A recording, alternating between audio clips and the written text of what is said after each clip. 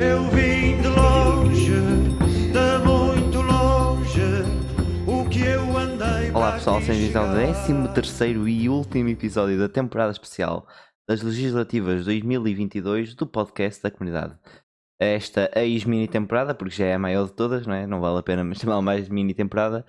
E sim, estamos aqui para finalizar com mais alguns convidados. Diogo, olá, como é que vai isso? Olá, Perry, e olá a todos. Vai bem. Acho que esta semana, em termos políticos, já tudo acalmou. Como se diz aí na gíria do, do povo, né? Já se acalmou a franga, já está tudo muito mais calmo em relação à política e agora é esperar para ver o que é que vai acontecer. Na próxima semana, ou nas próximas 2 semanas, devemos saber quem vai constituir governo, ou neste caso, quem vão ser os ministros do governo. E acho que é um pouco assim, agora é a expectativa e começar e ter um orçamento, porque o país está parado e não pode ser assim. E é assim, é o que se pode dizer. E já agora, quem é que vamos ter aqui hoje connosco, Perry? Hoje, connosco para finalizar aqui a temporada especial das legislativas, vamos ter Fabíola Cardoso, do Bloco de Esquerda, foi candidata por Santarém, chegou a ser deputada na última legislatura, mas não conseguiu a reeleição. Vamos ter Ana Carvalho do Volt, que já esteve connosco aqui no debate, candidata número 2 por Lisboa e secretária-geral do partido. E para finalizar, Dinis Ramos, candidato do PSD pela Madeira. Nós não vamos dar a nossa opinião, porque já demos a semana passada e não queremos estar a repetir. Vamos dar agora o tempo de antena aos nossos convidados. Vamos falar agora com Dinis Ramos, do PSD, que nos vai dar a sua análise sobre os resultados eleitorais, sobre a nova Constituição da Assembleia e também fazer uma previsão para os próximos 4 anos. Dinis, força nisso. Antes de mais, gostaria de agradecer o convite. É sempre bom participar em momentos como este, em que se discute o atual momento político do país. Eu gostaria também de deixar aqui uma palavra aos demais convidados deste programa. Relativamente aos resultados eleitorais, assistimos a uma vitória contundente do Partido Socialista no país. O partido liderado por António Costa venceu as eleições em todos os círculos eleitorais, com exceção do círculo do qual eu faço parte, a Madeira. Eu sou militante do PS da Madeira e da JS da Madeira e foi nessa qualidade que integrei as listas, no caso, uma lista candidata a estas eleições legislativas. Na minha região, o PSD, ainda que coligado com o CDS, conseguiu uma vitória relativamente expressiva, atendendo à realidade eleitoral. A margem de vitória andou à volta dos 10, 11 mil votos na região autónoma da Madeira. Ainda assim, o Partido Socialista na região registrou um dos melhores resultados de sempre, alcançando pouco mais de 40 mil votos, o que sublinha significativo, atendendo ao historial do Partido Socialista na Madeira. Mas esta não é uma análise de âmbito regional, não foi por isso que fui convidado. Estas eleições têm uma dimensão nacional e a Madeira apenas elege 6 deputados à Assembleia da República, 6 em 230. No restante do país, o Partido Socialista, como já disse, e como comecei por dizer na minha intervenção, conseguiu uma vitória contundente. Ninguém esperava que o partido de António Costa conseguisse uma maioria absoluta. Ao longo da campanha eleitoral, os vários comentadores, se calhar influenciados também pelas muitas sondagens que iam saindo, criticavam inclusivamente António Costa por pedir uma maioria absoluta. O próprio António Costa e o próprio Partido Socialista, as pessoas afetas à candidatura do Partido Socialista, também foram moderando o seu discurso com o decorrer da campanha eleitoral, dando a entender que, de facto, a maioria absoluta seria um objetivo praticamente inalcançável, o que não vai acontecer. E, a meu ver, a explicação não é muito difícil. Se olharmos para a anterior composição do Parlamento, determinada em 2019, em virtude das eleições desse ano, reparamos que o Partido Socialista tem uma grande expansão à esquerda, à sua esquerda. O Partido Socialista conseguiu roubar muitos deputados ao Bloco de Esquerda, conseguiu roubar muitos deputados ao Partido Comunista, que julgo eu neste momento devem estar muito arrependidos de não ter aprovado o Orçamento de Estado. O Partido Socialista, para além desta expansão à esquerda, esta viragem à esquerda, podia abrir aqui uma brecha ao centro que o PSD de Rui Rio tentou agarrar, mas que não conseguiu. Rui Rio, desde as primeiras eleições internas contra Santana Lopes, tentou colocar o PSD mais ao centro, aproveitando esta viragem do Partido Socialista à esquerda, embora sem muito sucesso. O PSD, nestas eleições, consegue eleger, salvo erro, 78 deputados no total nacional, ficando muito longe dos 119 do Partido Socialista. Acho que são 119, salvo erro. Um PSD que não se consegue afirmar verdadeiramente ao centro e também perde muito eleitorado de direita para as novas forças políticas emergentes, no caso o Chega e também a Iniciativa Liberal. Eu sou da opinião de que o PSD até perde mais votos para a Iniciativa Liberal. E eu acredito, e aqui fujo um bocadinho à tendência dos demais comentadores e analistas políticos nacionais, se calhar eu é que estou errado, mas assumo o risco desta opinião. Eu acho que o Chega não rouba assim tantos votos ao PSD, obviamente que roubará alguns, certamente que sim, mas eu acho que o Chega é mais um partido de protesto e quem votava no PSD não era um eleitorado, não era um voto, o voto no PSD não era um voto de protesto. Apesar do PSD, em termos nacionais, estar mais tempo na oposição do que no poder, o PSD nunca foi um partido de protesto, nunca foi essa a sua matriz. E eu acho que o Chega tem muitos votos de protesto, pessoas antissistema. Eu acho que o Chega vai buscar muitos votos a pessoas que não iam votar, portanto, a abstenção.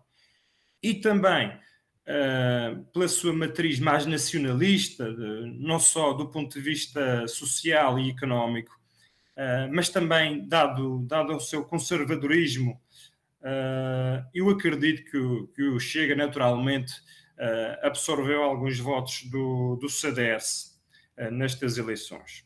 Um CDS que também merece uma nota de destaque nesta análise, no sentido em que deixou de ter representação parlamentar. O CDS é um partido fundador da nossa democracia, é um partido,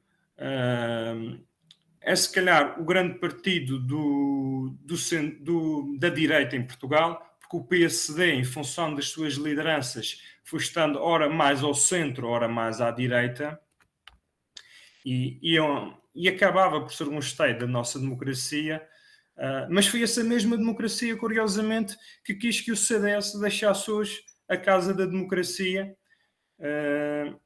com muita pena minha, porque acho que a democracia cristã, o lado mais conservador e até mesmo o lado mais liberal, porque o CDS era um partido bastante heterogéneo, dos mais heterogéneos em Portugal.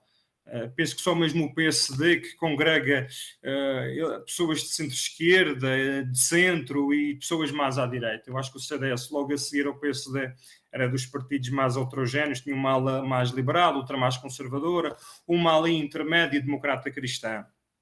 E, portanto, foi com muita pena que deixei de ver o CDS na Assembleia da República, até porque sempre foi um parceiro privilegiado do partido do qual eu faço parte, o PSD. Aqui na Madeira, o governo regional é um governo de coligação, é um governo PSD-CDS. nestas eleições legislativas, eu fui candidato numa lista do PSD-CDS, embora seja filiado, como já disse, no PSD. E para além disso, gostaria também de deixar aqui uma palavra para as duas forças emergentes mais à direita. Embora a Iniciativa Liberal tenha alguma relutância em assumir-se como uma força política direita, estamos agora a ver, por esta situação dos assentos no Parlamento, a Iniciativa Liberal reclama um lugar mais ao centro. Aconteceu assim em 2019, se eu não estou em erro, na altura com o Trino de Figueiredo, quando é eleito, também reclama sentar-se mais ao centro. Não obstante isso, acho que o eleitorado português, quando olha para a Iniciativa Liberal, sobretudo para o seu programa económico, para a sua ideologia económica, rotula a Iniciativa Liberal como um partido de direita. E também uma palavra para o Chega, que subiu de 1 para 12 deputados. A Iniciativa Liberal se fez um trabalho brilhante, aumentando a sua representação parlamentar de 1 para 8. O Chega, então, muito mais, consegue aumentar de 1 para 12.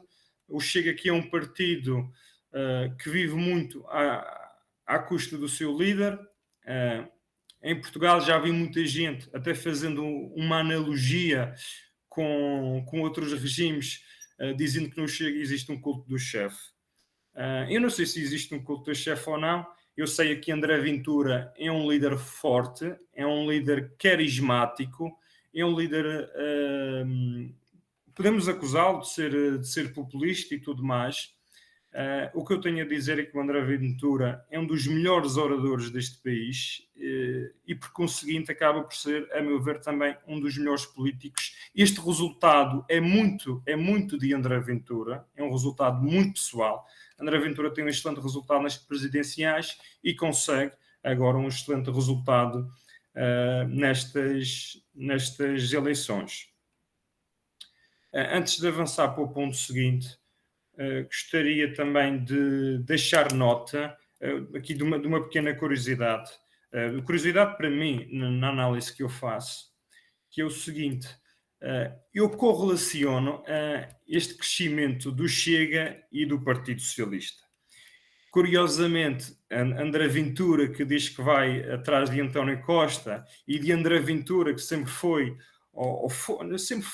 mas muitas vezes foi apontado pelos mídias nacionais como, se calhar, o principal opositor no Parlamento ao Partido Socialista, tem aqui, se me permitem, uma parceria estratégica, uma parceria sombra, ou como queiram rotular aqui, com António Costa e com o Partido Socialista. E eu já expliquei esta ideia. Uma parceria não no sentido formal, em que haja um acordo entre ambos, nada disso.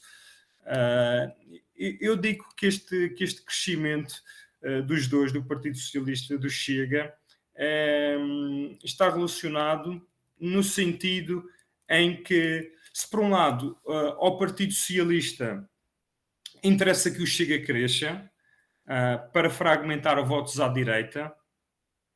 O Chega foi um dos grandes responsáveis pelo desaparecimento do CDS e também roubou alguns votos ao PSD.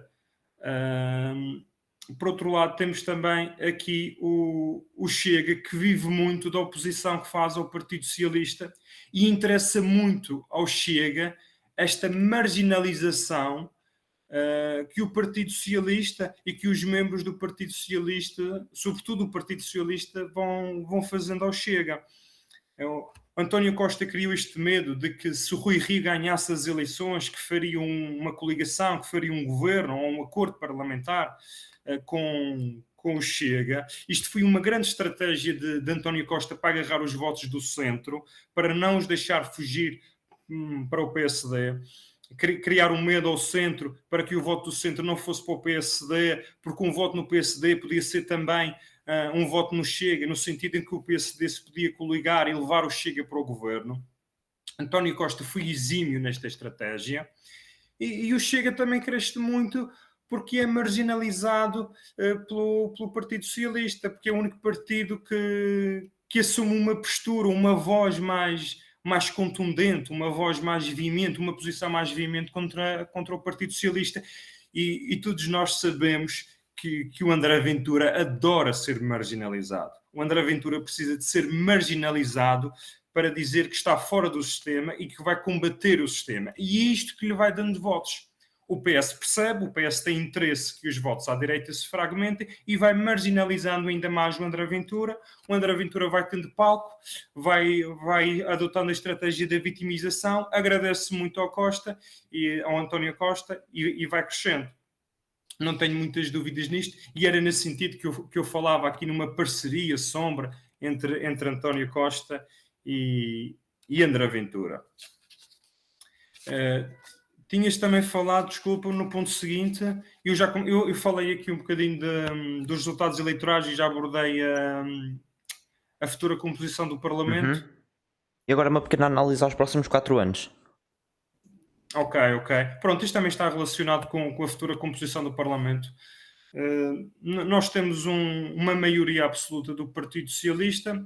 Se nos últimos 2 anos o Partido Socialista precisou de fazer entendimentos à esquerda, quer com o Partido Comunista, quer com o Bloco de Esquerda, para aprovar as suas propostas, neste momento o Partido Socialista não precisa de parceiros, basta-se a si próprio, e existe aqui a expectativa nos meios políticos nacionais de que agora o Partido Socialista, não estando refém desta esquerda tida como mais radical ou mais extremista, possa adotar, ter um programa mais ao centro, possa adotar políticas mais ao centro, que é no fundo a matriz do Partido Socialista em Portugal. O Partido Socialista é um partido que de socialista tem muito pouco, é um partido de centro-esquerda, sempre foi, muito mais social-democrata do que o próprio PSD. O PSD também de social-democrata não tem muito, sempre foi um partido de centro-direita, e a social-democracia portuguesa tem sempre esta particularidade de se considerar no centro, mas a social-democracia, historicamente, se formos olhar para o resto dos países europeus, a social-democracia é uma ideologia de esquerda, centro-esquerda, que é a ideologia seguida pelo Partido Socialista nos últimos anos. Eu, como sou uma pessoa mais ao centro, mais à direita, eu preferia, e agora que o Partido Socialista tem esta oportunidade, eu preferia ver uma governação mais ao centro, afastando o Bloco de Esquerda e o Partido Comunista das suas exigências, sobretudo da sua agenda social e económica. Sendo eu um liberal na economia, tenho muitas dúvidas do modelo económico defendido pelos partidos mais à esquerda, com grande peso do Estado na economia. Tenho também algum receio que o Partido Socialista continue a marginalizar o André Ventura, porque acho que isso só vem dar mais votos ao Chega, e mais votos ao Chega é mau para os outros partidos à direita. É mau para o CDS, que já saiu do Parlamento e que agora vai ter uma missão muito difícil nos próximos 4 anos, sem representação parlamentar, sem visibilidade, e também é mau para o PSD, porque vai voltar a viver momentos conturbados. Não sei até que momento o Rui Rio ficará na liderança do PSD. Ele tem falado em sair a meio do ano, em junho, julho, segundo me parece.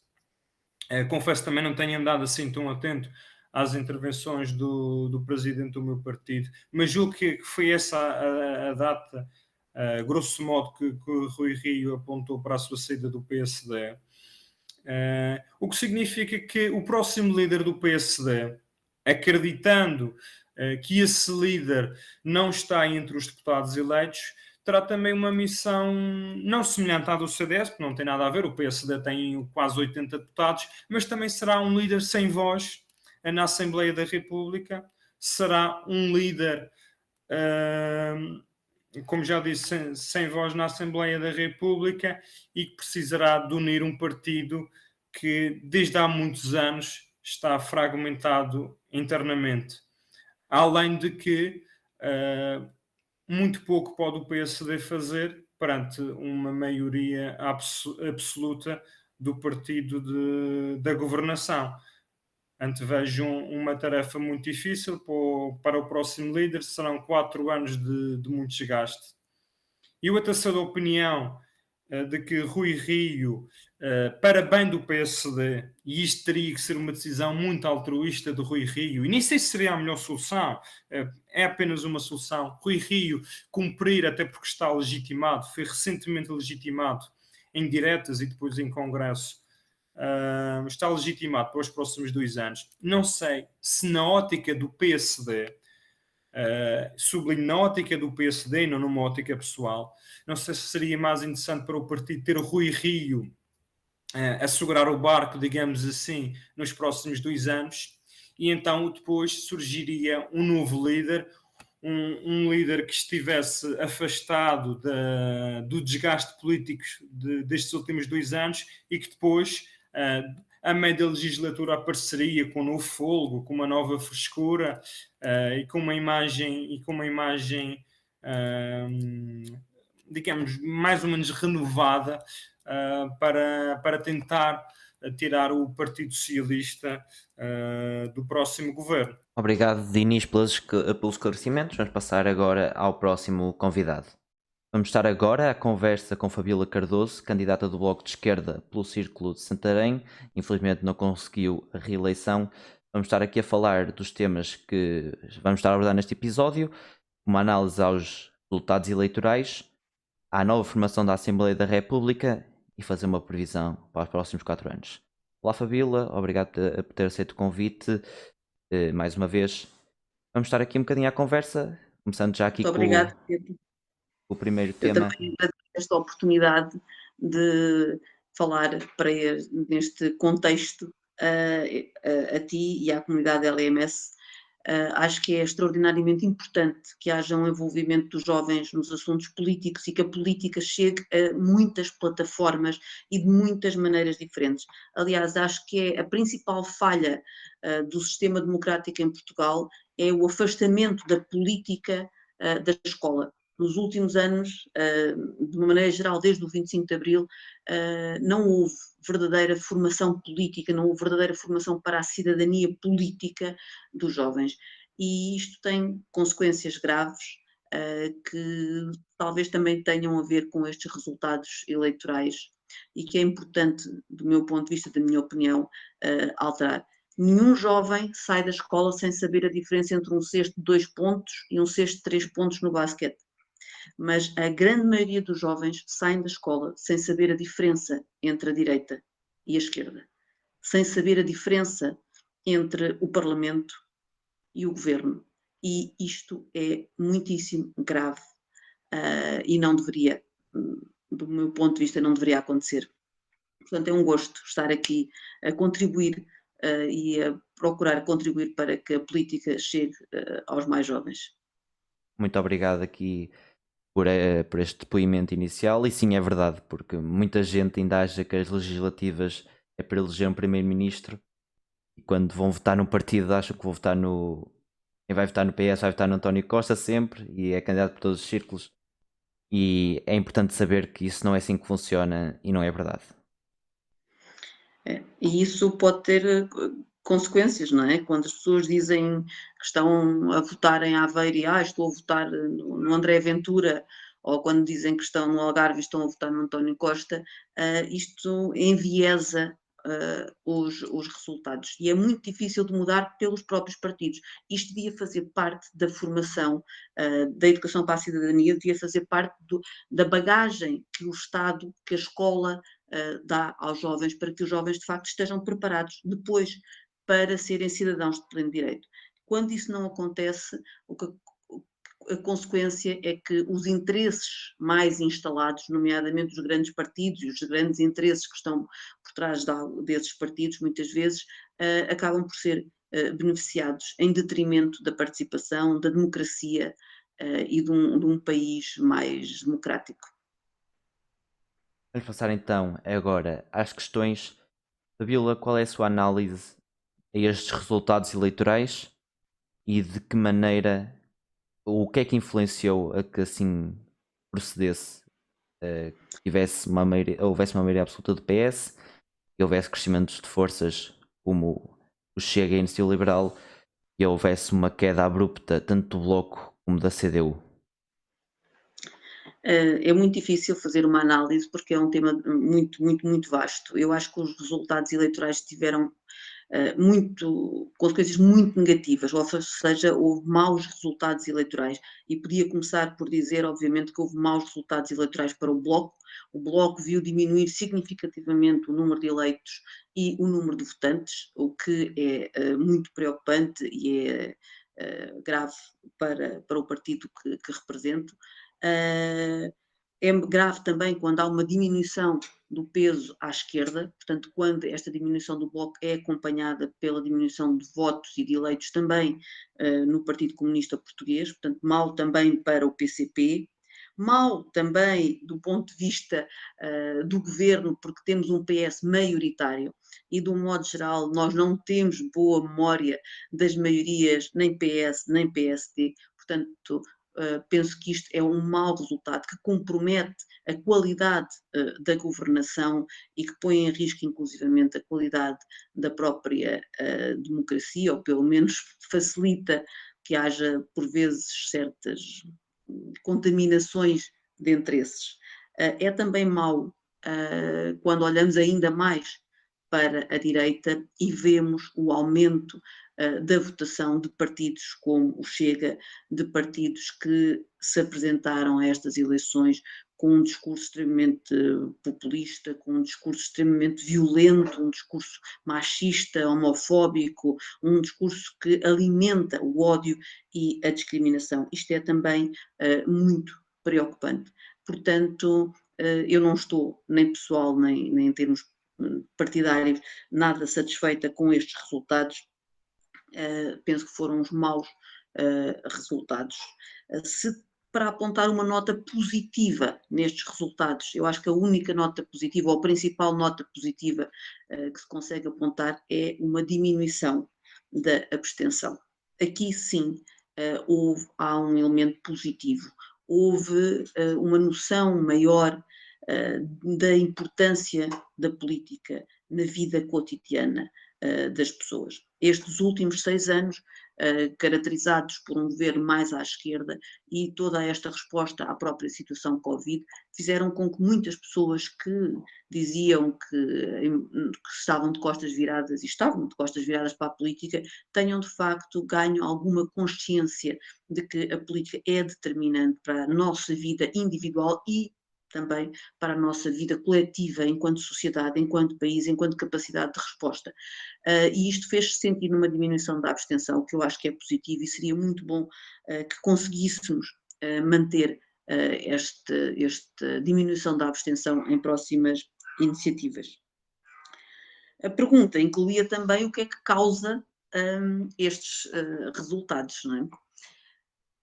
Eu acho que vou estreitar um bocadinho a minha análise e vou falar mais concretamente dos resultados do Bloco de Esquerda, desta pesada derrota para o Bloco de Esquerda, e tem havido muitas análises. Eu diria que aquilo que causou este mau resultado se deve principalmente a 3 causas. Eu chamo-lhe os 3 M's. Por um lado, o M de mundo. Analisar aquilo que se passou nas eleições portuguesas sem comparar com aquilo que se tem passado a nível da política, a nível mundial, é ter uma visão muito estreita. Tem havido, a nível mundial, nos últimos anos, avanços muito fortes de políticas e de políticos de extrema-direita, populistas, e posso falar em Trump, posso falar em Bolsonaro, posso falar daquilo que se passa no leste da Europa, até poderia falar daquilo que tem acontecido também aqui, mesmo ao lado, na Espanha, com as votações muito significativas do Vox, e Portugal não podia estar imune ad eterno a este movimento a nível mundial. Portanto, uma parte do que se passou aqui em Portugal, penso eu, é um reflexo direto desta mudança a nível mais global que inevitavelmente afetaria Portugal mais tarde ou mais cedo. E afetou muito, contribuindo, penso eu, para este resultado da extrema-direita em particular. Acho que uma boa parte explica-se por aqui, por estas grandes campanhas que têm acontecido a nível mundial e que muitas vezes os próprios jovens têm sido expostas a estas políticas de direita e de este neoliberalismo muito agressivo e até um populismo muito preocupante e fascisante que tem passado por muitos fóruns da internet. O segundo M seria o M dos mídia. Acho que os mídia em Portugal são em grande parte responsáveis por estes resultados eleitorais. Não só os mídia que levaram ao colo a extrema-direita, mas também os mídia que criaram uma bipolarização, um confronto entre um PS e um PSD e fizeram disso um facto político incontornável. E, por último, os mídia que, através de um conjunto de sondagens que apresentavam resultados que tiveram muito pouco a ver com aquilo que aconteceu. As sondagens criaram o próprio facto político, fazendo com que houvesse um posicionamento muito dicotómico na lógica do voto útil e do confronto só entre o PS e o PSD. A este facto juntou-se o terceiro M, que penso que também foi essencial, que foi o M do medo. A Covid-19, todos estes fenómenos que passamos, o aumento da vulnerabilidade, o reforço da precariedade, criaram uma sensação muito grande de insegurança e as pessoas procuravam uma estabilidade governativa e procuraram claramente a manutenção de um governo de esquerda, a continuidade de uma geringonça oficial ou oficiosa que garantisse políticas mais à esquerda.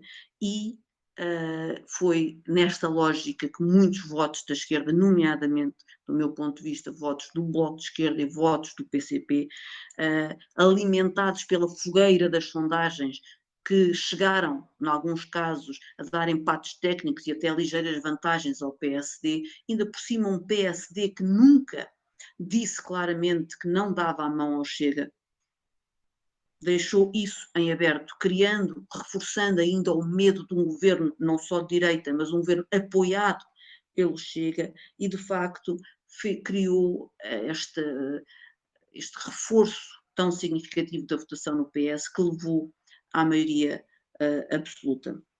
É claro que haverá depois uma necessidade de resultados de uma análise mais fina, por exemplo, aqui, se eu estivesse a falar especificamente para um público, para o distrito de Santarém, haveria outros fatores a considerar, que têm a ver com questões mais regionais, mais locais, mas assim a nível nacional eu penso que estes são os três fatores principais, aquilo que se passou a nível mundial, o impacto dos mídia e a questão do medo que levaram a uma fuga dos votos da esquerda, do Bloco de Esquerda e do PCP para o PS e que permitiu que houvesse uma maioria tão expressiva do PS. Maioria essa que nem sequer é posta em causa agora pela repetição das eleições no círculo europeu, causada por esta atrapalhada, mais uma, entre PSD e PS.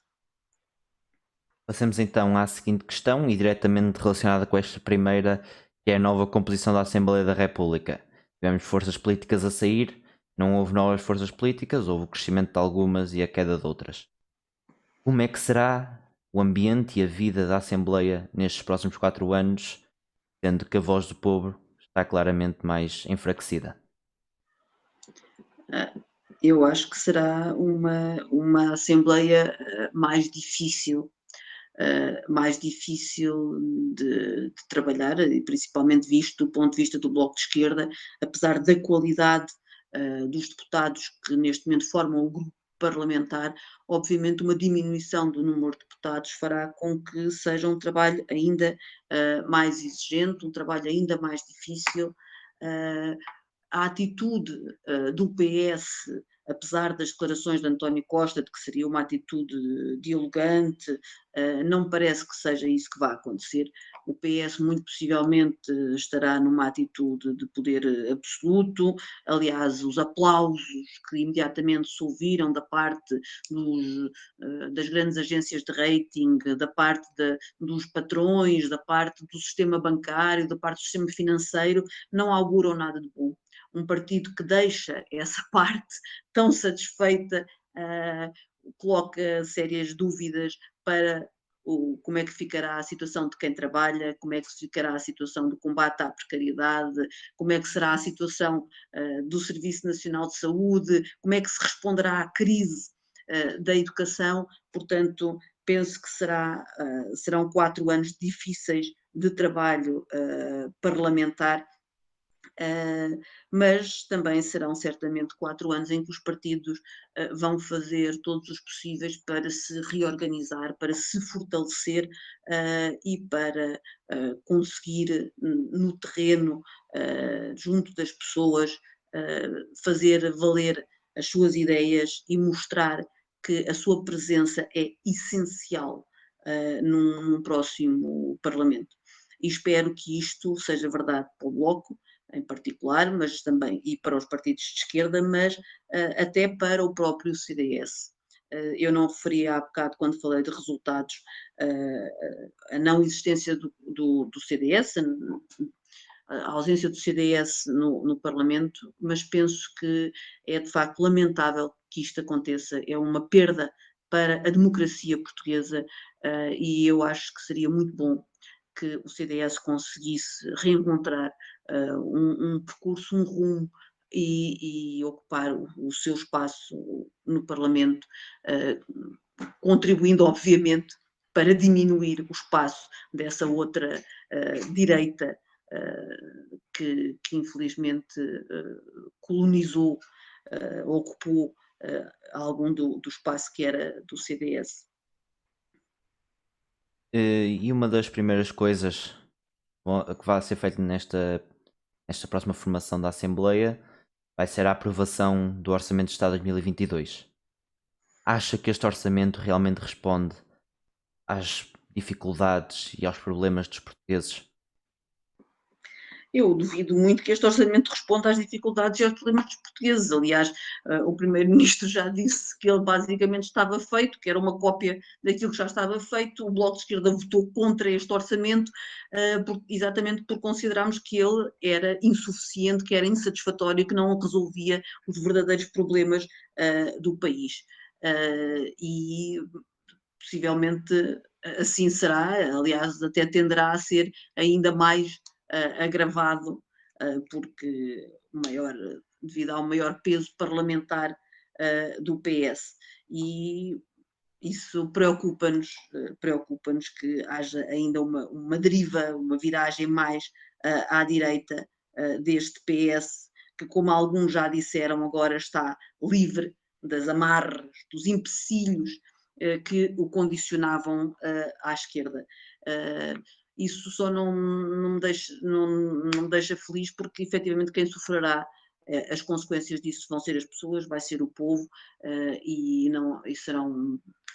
O governo está a adiar aquilo que são medidas de alterações estruturais que são essenciais para o futuro do nosso país. O Bloco de Esquerda apresentará essas medidas como tem vindo a fazer. Nós não desistimos da eliminação das marcas da Troika e do combate à precariedade na legislação laboral, nós não desistimos do reforço do Serviço Nacional de Saúde, que aliás deveria já estar a acontecer. Neste momento está a ser utilizada a desculpa do Orçamento de Estado quando há um conjunto de medidas que estão dentro da gaveta do Ministro das Finanças e que poderiam perfeitamente ser aprovadas e implementadas, não dependem do próximo Orçamento de Estado. Portanto, há aqui um conjunto de medidas que deviam estar a acontecer e o Governo está já a falhar. Aliás, ainda conseguimos agora um retrocesso do Governo. O Governo não queria, estava a levantar questões relativamente aos apoios sociais, nomeadamente ao subsídio de desemprego. O Bloco de Esquerda denunciou a situação e o Governo recuou. Portanto, também teremos que manter este nível de exigência de fiscalização e de proposição de alternativa para que os próximos 4 anos não sejam tão maus quanto poderiam ser de outra maneira.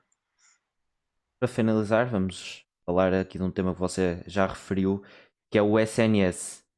Partidos como a Iniciativa Liberal defendem as parcerias público-privadas de forma acérrima e acha que é algo que realmente fortalece o nosso SNS ou só adia um colapso evidente?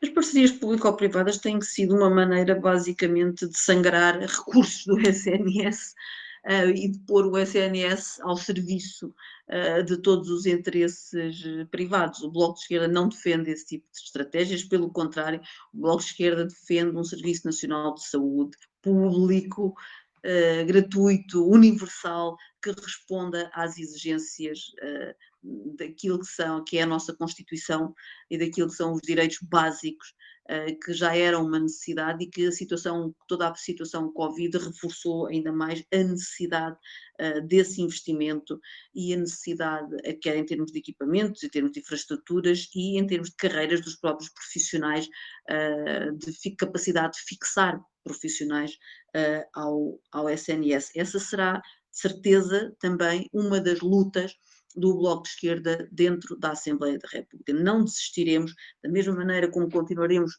a propor alterações às leis laborais e ao combate à precariedade, quer sejam as novas formas de precariedade das plataformas e dos Ubers, quer sejam as antigas formas de precariedade, reforçaremos também a nossa intervenção relativamente à necessidade de reforço e de valorização do SNS. Aliás, há um conjunto de medidas que já estão quase em cima da mesa, apesar da Assembleia da República não ter tomado posse, porque são exigências claras do Bloco de Esquerda, nomeadamente a questão dos debates quinzenais, de voltarmos ao modelo dos debates quinzenais que na última legislatura o acordo entre PS e PSD permitiu. Nós entendemos que estes debates já eram essenciais, nunca deveriam ter desaparecido, desapareceram junto com outras medidas que diminuíram a qualidade, do debate parlamentar e a capacidade da democracia de ser operacionalizada a nível do Parlamento, mas numa situação de maioria do PS achamos que ainda é mais importante que haja a presença regular do Primeiro-Ministro no Parlamento para responder às questões dos vários grupos parlamentares. Há ainda mais 2 questões que eu acho que são extraordinariamente importantes e que o Bloco de Esquerda não deixará de colocar num futuro muito, muito próximo no Parlamento. Uma delas é a despenalização da morte assistida. Este assunto está em cima da mesa há vários anos, houve extensíssimo debate na sociedade, foram ouvidas todas as entidades possíveis e imaginárias, houve vários níveis de debate, quer na sociedade, quer no próprio Parlamento, e houve o veto presidencial. Há um amplo consenso no Parlamento para que esta lei seja aprovada e o Bloco de Esquerda não se vai esquecer disso. Vamos pretender que haja capacidade de entendimento a nível do Parlamento para que esta lei possa ser aplicada, possa ser aprovada e possa ser aplicada. Da mesma maneira, há outras propostas que consideramos importantes e agora vou puxar um bocadinho a brasa à minha sardinha. Enquanto deputada do Bloco de Esquerda, além dos assuntos europeus, já as questões LGBT eram também uma área minha de trabalho e houve algumas propostas que o Bloco apresentou e que, devido ao fim da legislatura, não puderam ser discutidas. De certeza que também não desistiremos dessas propostas e estou a falar nomeadamente criminalização das práticas de conversão. Tem havido posições políticas de outros partidos que penso que permitirão um amplo consenso na Assembleia da República para que estas práticas nocivas, humilhantes, violentas e inaceitáveis num país como Portugal possam ser criminalizadas.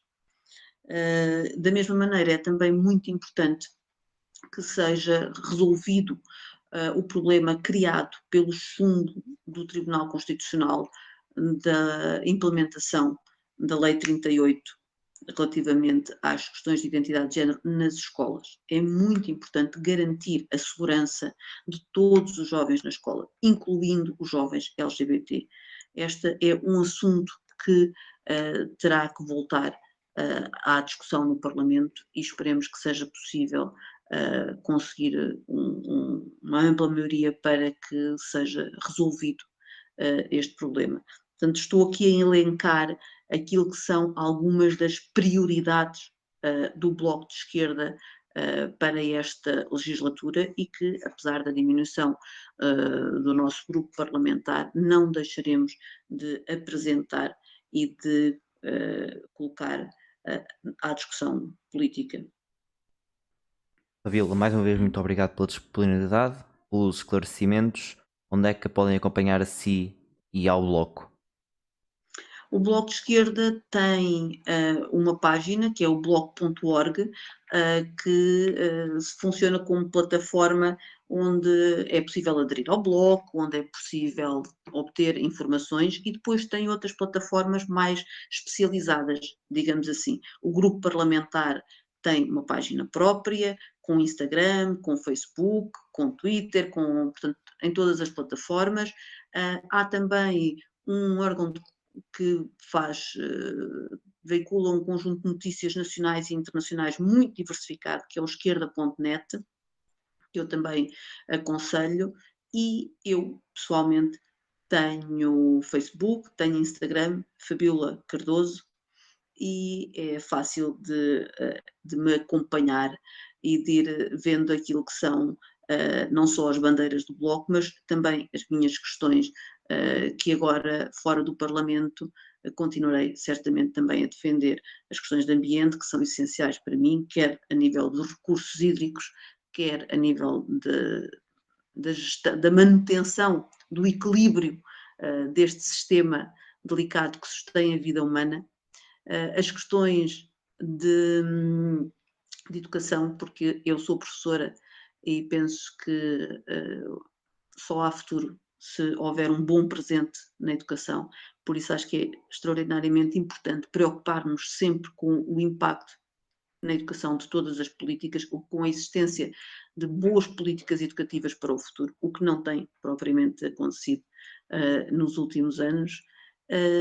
As questões LGBT, que também fazem parte das minhas prioridades e do trabalho que tenho desenvolvido fora e dentro do Bloco, e há algum gosto mais adquirido agora, devido ao trabalho parlamentar, as questões europeias, as possibilidades e as grandes limitações que a Europa coloca ao desenvolvimento do nosso próprio país. Portanto, eu procurarei continuar a acompanhar estes temas principais, sendo que volto à escola com muito gosto, porque é um ambiente no qual me sinto muito realizada, muito feliz, do qual tinha muitas saudades. Isso será de certeza uma boa experiência, apesar de ser impossível deixar a política, porque mesmo que eu deixe a política nunca me deixa, ela está dentro de mim e espero que esta nossa pequena conversa sirva para mostrar que a política deve estar também dentro de todos nós, porque a nossa vida diretamente é sempre influenciada pela política. Vila, mais uma vez, muito obrigado e até uma próxima. Eu é que agradeço. Muito obrigada e continuem. Vamos estar agora à conversa com Ana Carvalho do Volt. Vamos abordar os mesmos temas que foram abordados até aqui: a análise aos resultados eleitorais, a análise da nova formação da Assembleia da República, fazer uma análise também dos resultados eleitorais da perspectiva do Volt. Vamos falar também de uma previsão para os próximos 4 anos E outro tema que não tinha sido abordado até aqui, também porque estamos a gravar isto aqui em dias diferentes, que é a questão do recurso à recontagem dos votos. Recontagem não, de realização da votação, Repetição das edição eleições. das eleições nos círculos da Europa e fora da Europa. Olá Ana, tudo bem? Tudo bem? Olá, Pedro. Portanto, vamos começar aqui com o primeiro tema, que é a análise aos resultados e também da perspectiva de Volt. Uma surpresa, esta maioria absoluta do PS, ou já estavas à espera? Eu acho que foi um bocado uma surpresa para todos, não é? Acho que ninguém estava realmente à espera de uma maioria, principalmente porque temos vindo a habituar-nos, e de uma forma positiva, na minha opinião, a governos, portanto, mais plurais, não é? E, portanto, acho que uma maioria absoluta não só não era previsível, como não é positiva. Acho que uma maioria absoluta, ainda bem pronto, que é do PS, que é de um partido que é moderado e que é de centro, não é? Mas acho que uma maioria absoluta nunca é positiva para a democracia, porque deixa de haver pluralidade, deixa de haver pressões para falarmos sobre outros temas, pressões para termos políticas diferentes e, portanto, aquilo que se vai fazer nos próximos 4 anos é um bocadinho aquilo que o PS quiser, e acho que isso é assim, obviamente que acredito que o PS tenha as melhores intenções, portanto vai tentar fazer um bom trabalho, mas nunca é positivo no sentido em que, por exemplo, algumas agendas podem ser esquecidas, como, por exemplo, o PAN trazia, e bem, a causa mais animalista e mais ambiental, se calhar isso agora vai ficar um pouco esquecido. Portanto, não só não estávamos à espera destes resultados, até porque as sondagens não o demonstravam não assim tão forte, como achamos que não é muito positivo. Uma coisa que foi dando muito nas sondagens era uma tendência crescente da votação nos pequenos partidos, e aí estava incluído Volt. E pessoalmente eu, e já falei com muitos amigos, achavam da mesma maneira que o Volt ia ter ia se calhar até ter a oportunidade de eleger um deputado, mas achas que estas sondagens a dar a vitória ao PSD influenciaram de alguma maneira tanto os votos serem canalizados para outros partidos? Acho que sim, acho que é uma excelente pergunta e sinceramente acho que sim, porque nós estávamos a ver os votos nos pequenos partidos a subirem, e não só para o Volt, mas também como partidos como o MAS, que também antes não tinham muita expressão, e viu-se que estávamos a subir nas sondagens. Nós, no Volt, nós acreditávamos mesmo que iríamos conseguir eleger pelo menos uma pessoa, era o nosso objetivo, e falhámos nesse sentido, e acho que em muito foi devido às sondagens e ao ambiente que se criou à volta das eleições de vamos ter um governo de direita com o Chega, que eu percebo, e portanto as pessoas quiseram desviar-se disso e ter a certeza que não íamos para aí, e então foi tudo em massa votar no PS, e isso vê-se porque até partidos que antes tinham quase 50 mil votos, tipo o RIR e o ADN, desceram milhares de votos nas contagens. Portanto, acho que os partidos pequenos, apesar daquela subida inicial, as sondagens e o ambiente criado à volta acabou por nos prejudicar e fez com que as pessoas dessem o seu voto útil. E a verdade é que é um bocadinho triste, porque eu lembro-me de nós falarmos com muita gente na rua, em todo o país, e até nas mesas de voto e depois lá fora, quando estávamos a falar com as pessoas, e montes de gente nos dizia: se não fosse esta situação, eu votava em vocês. Portanto, nós ficámos com a sensação um bocadinho inglória de que somos a segunda escolha de muita gente. E por isso acho que se não houvesse este perigo de uma extrema esquerda, de uma extrema direita a subir, acho que muita gente teria votado em nós e teríamos conseguido eleger. Portanto, se fosse uma eleição onde o voto útil não tivesse tanto poder, acho que o Volt tinha conseguido eleger sem problema. E pronto, é para aí que estamos a caminhar agora nos próximos 4 anos. E acredito que os próximos 4 anos vai ser totalmente diferente, o voto útil não vai ser tão importante e, portanto, acho que o Volt aí conseguirá eleger. É notável cada vez mais um afunilamento também dos votos em dois grandes partidos, PS e PSD. Achas que de certo modo caminhamos para um sistema de bipartidarismo, como há, por exemplo, nos Estados Unidos? Nos Estados Unidos. Eu espero sinceramente que não, porque era o que estávamos a dizer ao início, uma maioria absoluta e um sistema bipartidário nunca será positivo para a democracia, porque tira a pluralidade, não é? E depois acontece aquilo que está acontecendo nos Estados Unidos, que é basicamente todas as eleições são regidas pelo voto útil e todas as eleições são regidas por eu gosto mais daqueles, aliás, nem sequer é o eu gosto mais daqueles, é eu não gosto daqueles e por isso vou votar nos outros. E, portanto, se tu perguntares às pessoas que votam no Partido Democrático, não é? Portanto, o partido do Bernie e da Hillary e não sei o quê, tu tens várias fações, portanto, a facção Bernie Sanders, a facção Hillary Clinton e etc., que são fações totalmente diferentes, que aqui em Portugal seriam partidos totalmente diferentes. No entanto, eles juntam-se ali naquela tenda, que eles chamam-lhe mesmo a tenda, que basicamente é a tenda de estamos contra os republicanos. E os republicanos fazem a mesma tenda. Portanto, há ali vários tipos de conservadorismo, que seriam vários partidos em Portugal e numa democracia um bocadinho mais plural, e que lá é muito. Nós estamos contra os outros e por isso estamos-nos a juntar. E acho que isso nunca pode ser assim, não é? Nunca pode ser positivo. E é o problema aqui também com o voto útil e que aconteceu nesta eleição é que as pessoas acabaram por votar num partido que não as representa totalmente. Obviamente que nunca nenhum partido te vai representar 100%, mas a verdade é que as pessoas acabaram por votar num partido que não as representa porque tinham medo que outros partidos fossem para lá. E não podemos viver numa democracia do medo, não é? É basicamente uma tenda que alberga ao mesmo tempo PS e o Bloco e outra tenda que alberga do PSD ao Chega, mais ou menos isso aí.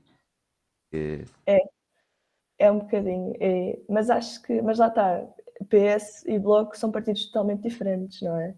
Muito diferentes, e portanto ainda bem que existem esses dois partidos diferentes para representar pessoas com essas duas ideologias diferentes.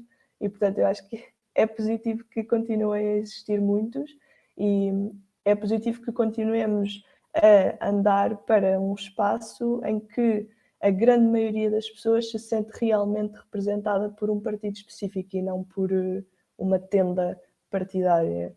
Portanto, eu espero que não estejamos a caminhar para um sistema bipartidário. Acho que não, sinceramente, porque tu vês que os partidos pequenos continuam a crescer, apesar de agora, pronto, o Bloco de Esquerda e o PAN perderam um bocadinho de expressão, mas, por exemplo, o LIVRE continua lá, o LIVRE é um partido muito positivo para estar na Assembleia da República. E mesmo assim, partidos ainda mais pequenos que não têm assento parlamentar, como o Volt, nós continuamos a crescer. Nós temos estado a receber novos membros todos os dias, que era uma coisa que antes não acontecia tão frequentemente, e agora literalmente todos os dias temos novos membros. Temos muita gente a vir falar connosco, a seguir-nos nas redes sociais, etc. Portanto, eu acho que os partidos pequenos continuam a crescer, e ainda bem que continuam, porque quanto mais pluralidade, maior a democracia. Vamos passar agora ao próximo tópico, que é a nova formação da Assembleia da República. Vemos o desaparecimento de forças como o CDS e o PEV, mas também o crescimento Chega da Iniciativa Liberal e a queda abrupta do Bloco e do PCP.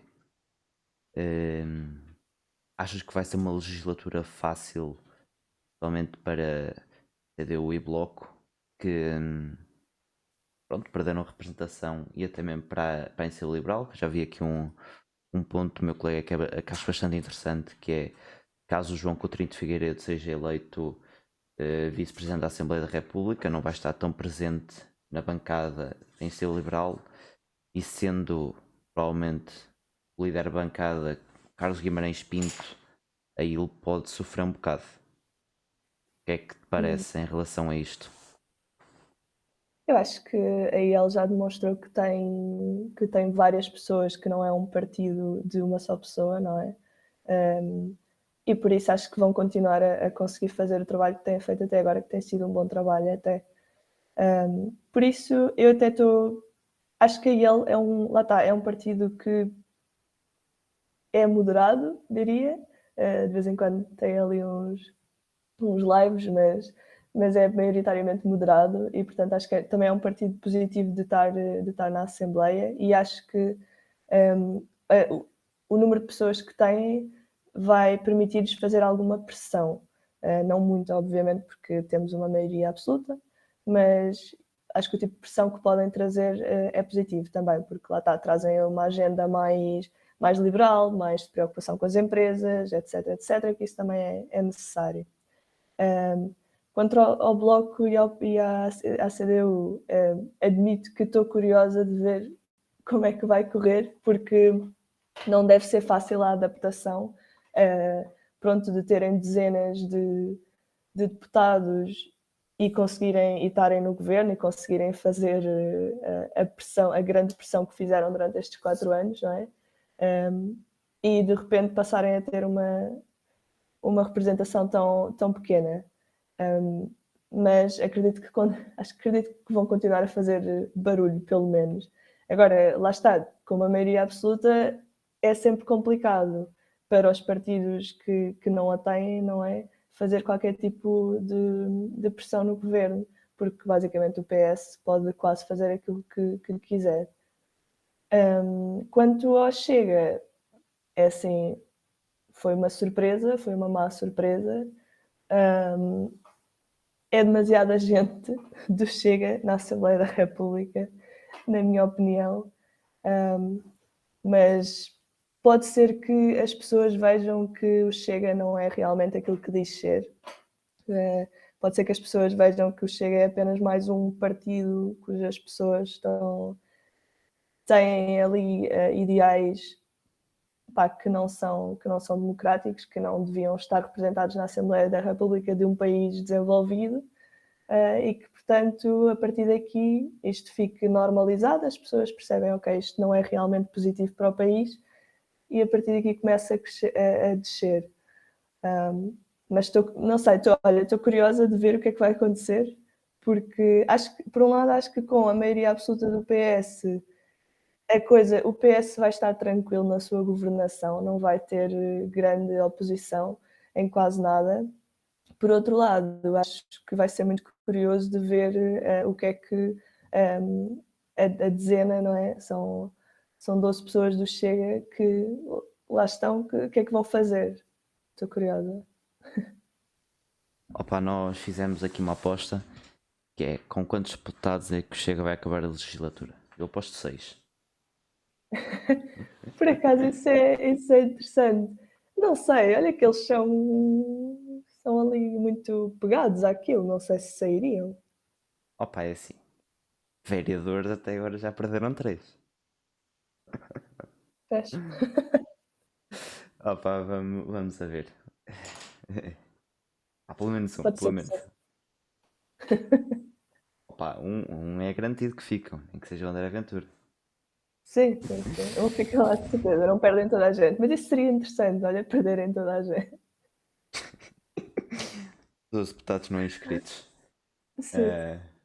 Pronto, vamos passar agora a uma previsão dos próximos 4 anos. Já falaste que o PS vai governar de maneira tranquila, pronto, tem uma maioria absoluta. Mas achas que com esta maioria absoluta alguns dos problemas essenciais que necessitam de resposta vão ser atendidos? Acredito que, lá está, uma maioria absoluta do PS dá-lhes a tranquilidade de fazerem quase o que querem. Portanto, acredito que muitas das coisas que o PS tem no seu programa que as vai tentar aplicar. Agora, para já, uma coisa que aconteceu recentemente, que acredito que não tenhas falado nos outros podcasts, mas é esta questão da Ucrânia, não é? E do conflito na Ucrânia e da Rússia. Portanto, isto vai ter um impacto gigante nos próximos 4 anos, de certeza. Portanto, acho que é um bocadinho imprevisível neste momento e o próprio PS não estava à espera. Ninguém estava à espera. Acredito que boa parte do orçamento, portanto, para já aquele orçamento que fizeram vai ter de ser revisto. E vamos ver se pronto, vai ser votado na Assembleia, vai passar, mas vai ter de ser revisto e vai ter de ter muito mais orçamento, por exemplo, para áreas como a defesa, não é?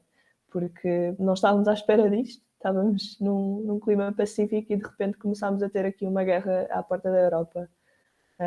Portanto, acredito que em termos políticos portugueses, se fosse um ano normal, acredito que o PS teria a maior tranquilidade em fazer as suas políticas. Acredito que iam chegar ao final dos 4 anos a aplicar aquilo que queriam aplicar. Agora, se as pessoas iam estar contentes ou não, duvido que as pessoas fossem estar contentes, porque normalmente quando há uma maioria absoluta há sempre qualquer coisa que não corre muito bem e esse governo perde um bocadinho de credibilidade.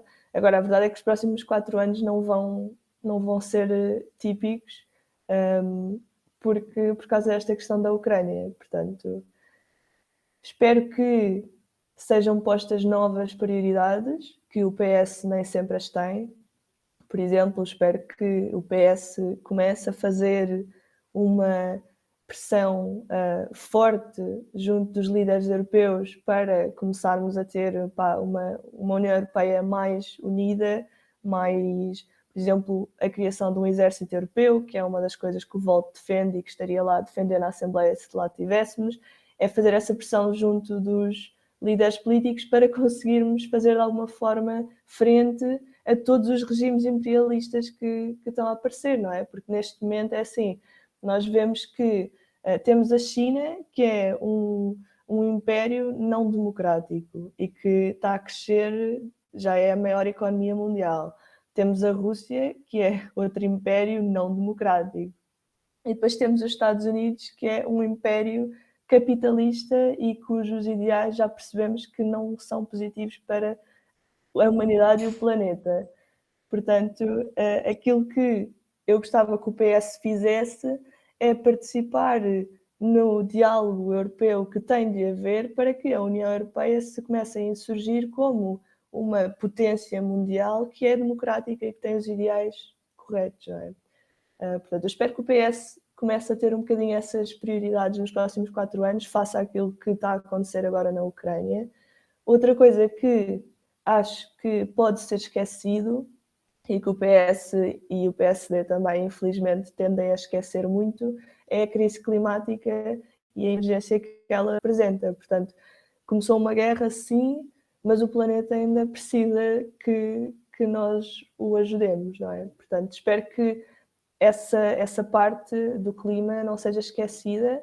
O PS tem algumas coisas interessantes no seu programa sobre isso. Agora, se vai ser aplicado ou não, vamos ver, porque aquilo que tem acontecido é que há muitas promessas, por exemplo, a alta velocidade é daquelas promessas que é sempre feita em todos os programas, mas estamos há décadas e ainda não aconteceu nada e continuamos com uma ferrovia pobre, muito pobre mesmo, cá em Portugal. Por isso, pronto, a nossa previsão é que se esta questão da Ucrânia não escalar, o PS vai ter cá em Portugal vai ter uns 4 anos tranquilos. Mas aquilo que é preciso é que não sejam esquecidas, portanto, as prioridades que devemos sempre ter, não é? Que é de maior união da União Europeia para que possamos ter uma União Europeia forte e a crise climática. Em relação à defesa, pelo menos não temos o Chicão como ministro, não é? Sim, pelo menos isso. Nós já estamos ali a invadir o Olivense. Olha, agora estou a pensar. LOL. Pois é, agora estou a pensar que me esqueci totalmente de referir o CDS na outra, na outra resposta, que é o quão irrelevantes se tornaram. Acho que as pessoas também se esqueceram um bocadinho, mas pronto. Sim. Pronto, e podemos passar agora à última questão, que é a repetição das eleições nos círculos da Europa e fora da Europa. Foi alguém que o Volt esteve diretamente e bastante envolvido. E acho que esta situação se deve muito por causa da pressão do PSD. E houve bastantes partidos, quase todos, na verdade, se puseram a favor da realização, que se realizasse novamente as eleições. E o Volt, pronto, esteve diretamente envolvido, teve um papel bastante direto nisso, inclusive teve em debates na televisão. Esta situação, achas que podia ter sido evitada? Sim, claro que sim, claro que podia ter sido evitada. Aliás, os grandes culpados, a razão por que estamos a ter repetição de eleições agora é devido ao PSD e é devido um pouco a terem voltado várias vezes com a sua palavra atrás. Portanto, eu acho engraçado as narrativas que estão a haver agora nos meios de comunicação social, o PSD a tentar virar a narrativa, mas a verdade é que estamos a perder milhões de euros agora a repetir umas eleições porque o PSD voltou atrás com a sua palavra, basicamente. E é importante que as pessoas tenham conhecimento daquilo que verdadeiramente aconteceu. Portanto, só tentando explicar rapidamente aquilo que aconteceu. Basicamente, houve uma eleição e em 2019 tinha havido, portanto, uma deliberação por parte da CNE em que dizia, portanto, a Comissão Nacional de Eleições, que dizia que não era necessário que houvesse uma cópia do cartão de cidadão ou do bilhete de identidade junto dos votos das pessoas de lá de fora. Com base nesta deliberação, os partidos reuniram no dia 18 de janeiro, portanto, partidos, eu até posso ver quais é que foram, mas foi o PS, o PSD, a IL, o Bloco de Esquerda, o PCP, o Livre, a Aliança e o Volt, reuniram e, por unanimidade, decidiram que, com base nessa deliberação da CNE, que de facto os votos, mesmo que não contivessem a cópia do cartão de cidadão ou do bilhete de identidade, deveriam ser contados. Porquê? Porque os votos, na verdade, estão identificados de outra forma. Os envelopes têm os nomes das pessoas, têm a identificação da pessoa e o número do cartão de cidadão, também têm uns códigos de barra que permitem a identificação da pessoa. Portanto, esta decisão foi tomada. Aquilo que aconteceu depois, no dia das eleições, é que depois de já terem começado a ser contados os votos, portanto, já os votos com cartão de cidadão e sem cartão de cidadão estavam a ser contados e todos misturados, não é? O PSD resolveu voltar atrás com a sua palavra e apresentar um protesto para que a impugnar a eleição em certas mesas. E, portanto, houve aqui um voltar atrás com a palavra naquilo que tinha sido acordado por unanimidade 2 semanas antes, não é? E, portanto, depois a mesa da Assembleia Geral aceitou o protesto, resolveu anular mais de 157 mil votos. Curioso é que, depois dessa decisão, o PSD ainda tentou retirar o seu protesto. Portanto, eles ainda voltaram outra vez com a palavra atrás. Portanto, tentaram retirar o seu próprio protesto. E, obviamente, não foi aceito, porque a ata já estava escrita, a decisão já estava tomada. E, portanto, 157 mil votos foram anulados injustamente. E é assim, estamos a falar de um círculo eleitoral onde as pessoas têm imensas dificuldades em votar, não é? Eu não sei se já tiveste essa experiência, Pedro, mas eu vivi na Alemanha durante uns anos e participei em 2 eleições. E lembro-me que eu tinha de apanhar um comboio de tipo 2 horas para ir ao consulado mais próximo de Stuttgart votar. E, portanto, eu tenho noção que o esforço que estas pessoas fazem para ir votar e para participar no processo democrático cá em Portugal, onde não vivem, não é? É bastante grande e, portanto, anular 80% destes votos injustamente, epá, é um golpe baixo para esta população, percebes? É um bocado diminuir a sua importância democrática.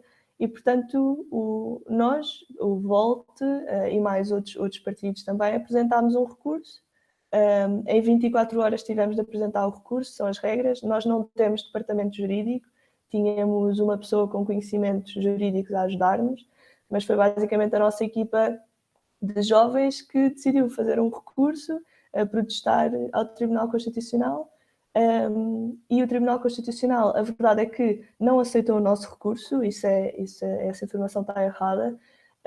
Aquilo que aconteceu foi deram-nos parcialmente razão. E esse deram-nos parcialmente razão foi porque aceitaram os nossos argumentos, mas aquilo que o Volt queria que acontecesse era simplesmente que esses votos fossem aceitos e, portanto, que não fossem anulados 80% dos votos. Aquilo que o Tribunal Constitucional decidiu fazer foi, antes, em vez de simplesmente aceitar os votos, que já tinham sido contados, fazer toda uma nova eleição. Portanto, a verdade é que a conclusão disto e aquilo que está a acontecer agora, esta repetição da eleição, não era aquilo que o Volt realmente queria. Nós queríamos simplesmente que aqueles 157 mil votos fossem contados, de facto. Em vez disso, estamos agora a gastar milhões de euros por causa de uma confusão criada pelo PSD. E pronto, sinceramente espero que os portugueses lá fora, os portugueses na Europa, tenham isto em mente e que vão votar na mesma, porque é importante. Eu espero que a abstenção neste círculo eleitoral já é altíssima. Eu espero que não suba ainda mais. E espero que votem também em consciência daquilo que aconteceu e de quem realmente quer saber dos seus votos, não é? E de proteger o seu direito democrático. Portanto, achas que o voto eletrónico deve ser o principal método, principalmente nestes círculos da Europa e fora da Europa nas próximas eleições? Acho que devíamos começar seriamente a fazer projetos piloto e a investigar essa possibilidade. Isso é uma coisa que nós até temos no nosso programa eleitoral, o voto eletrónico. Obviamente que há aqui muitos cuidados a ter, não é? Portanto, sabemos que os sistemas eletrónicos têm muitas fragilidades, mas sinceramente acho que facilitava, e não só nos círculos da Europa e fora da Europa, mas também aqui em Portugal, e acho que